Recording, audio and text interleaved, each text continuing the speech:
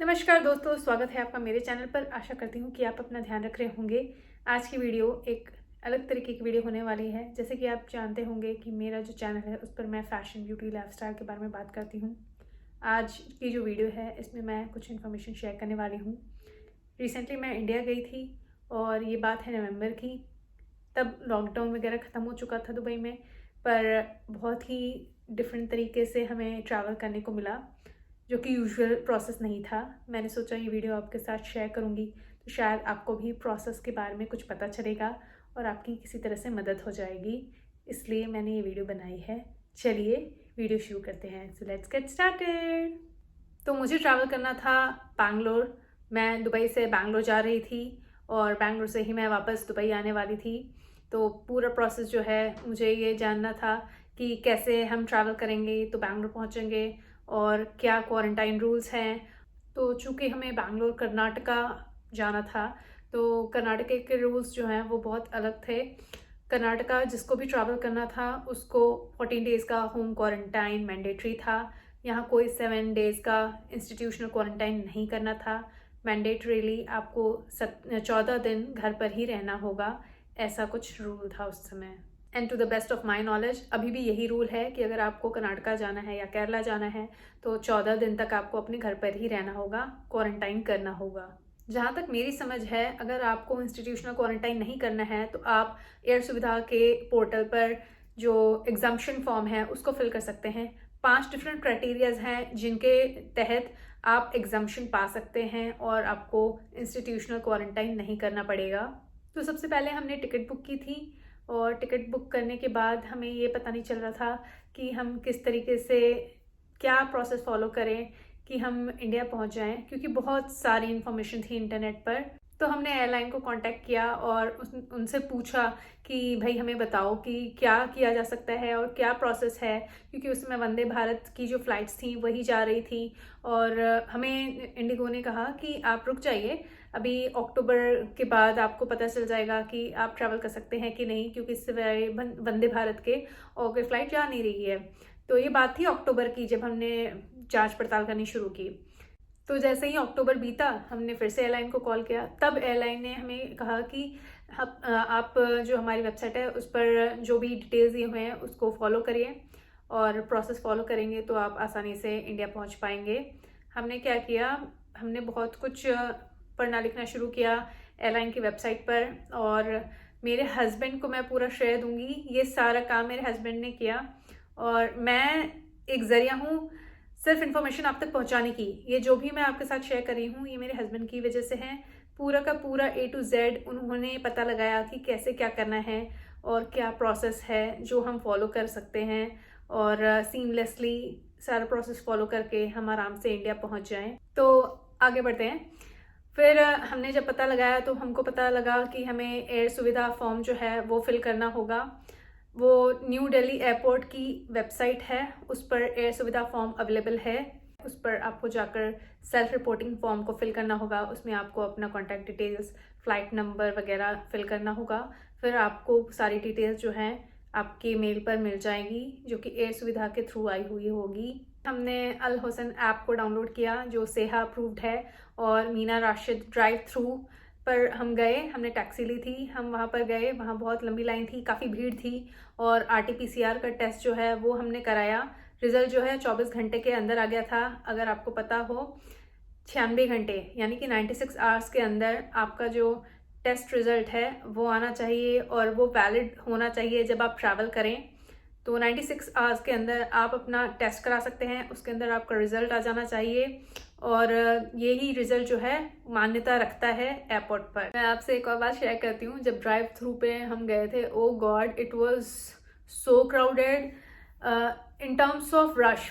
बहुत ज़्यादा रश था, और उस दिन तो हमें तो सबने पहले कहा था अरे यहाँ इतना रश नहीं होने का, आप आराम से जाना और आपका टेस्ट हो जाएगा और चंद मिनटों में, मे बी आधे घंटे में आप निकल जाओगे। हमें उस दिन वहाँ पर 2 घंटे लगे और टैक्सी का जो बिल चढ़ता चला जा रहा था मुझे अच्छे से याद है।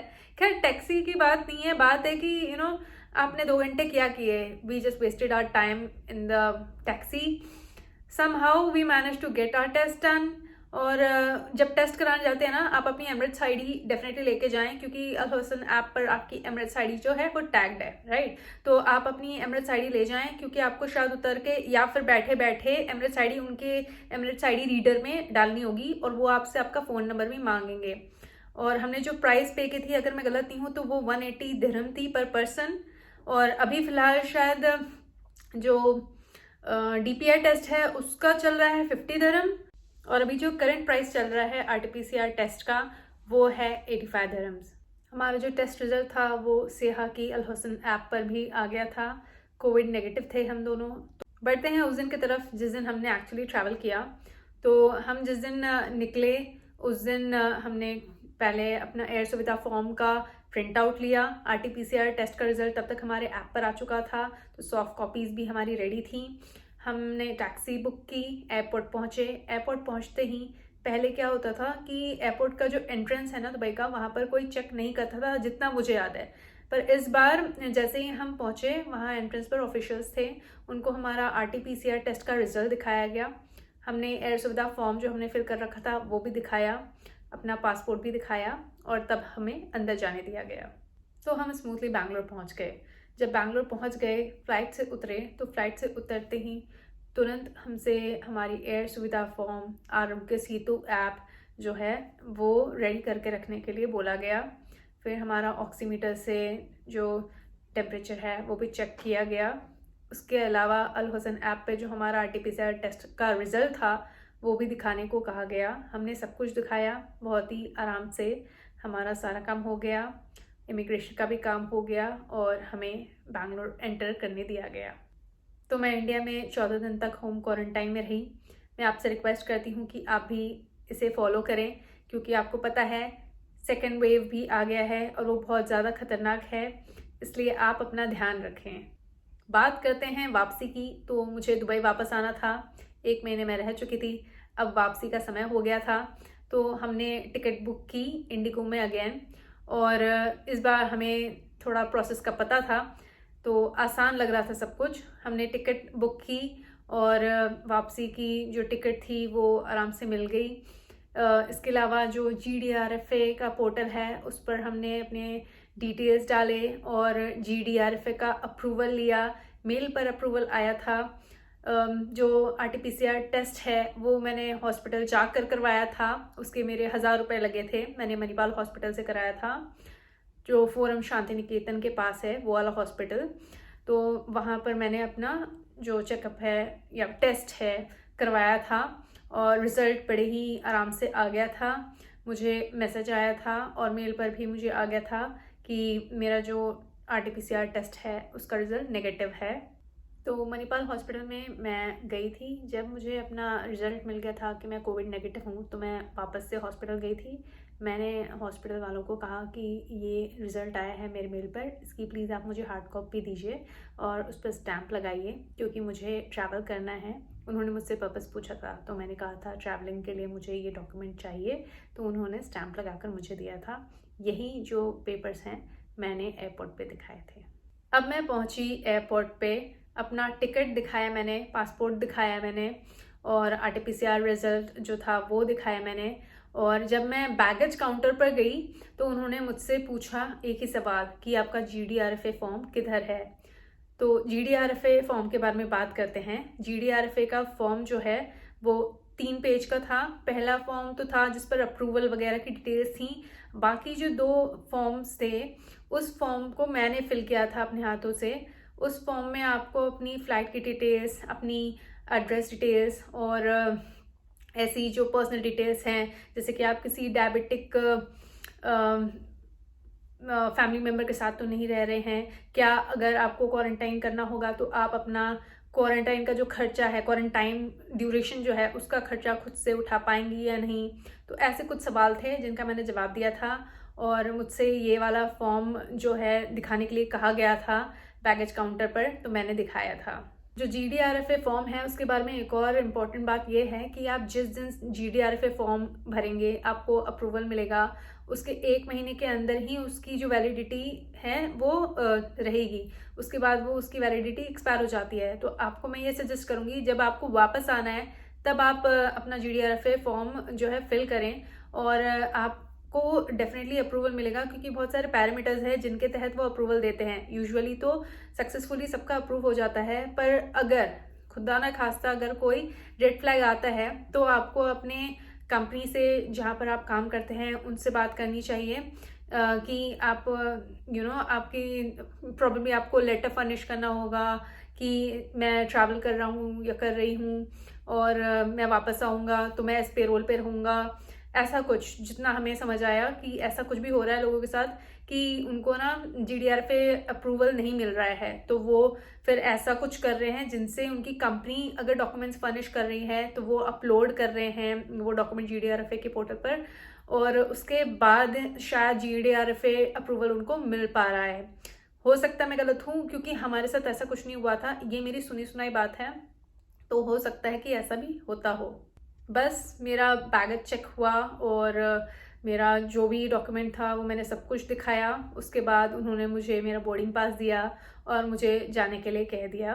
तो मैं अब चली गई सिक्योरिटी चेक इन की तरफ। सिक्योरिटी चेक कराने के बाद मैं बढ़ी ड्यूटी फ्री की तरफ, थोड़ा बहुत घूमी ड्यूटी फ्री एरिया में और फिर मैं जाकर बैठ गई, क्योंकि मैं वेट कर रही थी कि कब फ्लाइट जो है वो डिपार्ट करे, पर मेरी फ़्लाइट जो है वो 1 घंटे डिले हो गई। मैं वेट करती रही। फाइनली जब टाइम आया तो फ़्लाइट हमने बोर्ड की और मैं सोते सोते 3-3.5 घंटे में दुबई पहुंच गई, मुझे पता भी नहीं चला।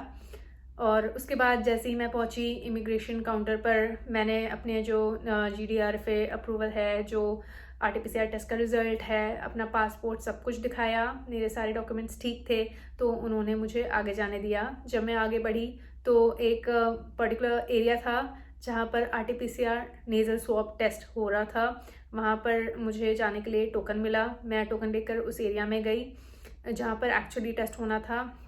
उस एरिया में जाने के बाद मेरा नेज़ल स्वैब लिया गया और मुझे कहा गया कि 12 से 24 घंटे के अंदर रिज़ल्ट आ जाएगा।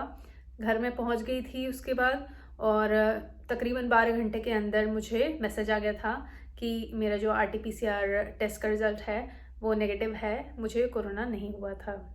जब वापस आए तो हमसे काफ़ी लोगों ने पूछा कि पूरा प्रोसेस क्या है और कैसे इंडिया जाया जा सकता है, और हमने उनके साथ इन्फॉर्मेशन शेयर की। मेरे हस्बैंड ने स्पेसिफिकली काफ़ी इन्फॉर्मेशन शेयर की और काफ़ी लोग अब इंडिया जाने का प्लान कर रहे हैं। इसी बात से हमें पता चला कि काफ़ी लोगों को अभी तक पता नहीं है पूरा प्रोसेस क्या है। मेरा जो पर्पस था इस वीडियो को बनाने का वो यही था कि आपको आइडिया लगे कि आपको करना क्या है। अगर आप केरला, कर्नाटका, उड़ीसा कहीं पर भी जा रहे हैं तो आपको 14 दिन का क्वारंटाइन करना है। यहाँ से टेस्ट करा के जाएं, चाहे हॉस्पिटल में कराएं, चाहे ड्राइव थ्रू पर जाके कराएं, या फिर जब वापस आना है तो आपको आपका GDRFA फॉर्म भरना है, अप्रूवल लेना है, डेफिनेटली उसका प्रिंट आउट लें, RT-PCR टेस्ट कराएं, उसका जो रिजल्ट है अगर नेगेटिव है तो ट्रैवल करें। ट्रैवल करने के समय अपने सारे डॉक्यूमेंट्स को प्रॉपरली अपने पास रखें, जब जो मांगा जाए वो आप फर्निश करें। तो दोस्तों ये थी आज की वीडियो। आशा करती हूँ कि आपको ये वीडियो अच्छी लगी होगी, आपको किसी तरह से कोई जानकारी मिली होगी जिसकी आपको ज़रूरत होगी, और आपको बहुत ही आसानी से ये समझ आ गया होगा कि आपको क्या प्रोसेस फॉलो करके इंडिया जाना है या इंडिया से दुबई वापस आना है। आशा करती हूँ कि आप अपना ध्यान रखेंगे। Stay safe, stay healthy, take care, bye bye.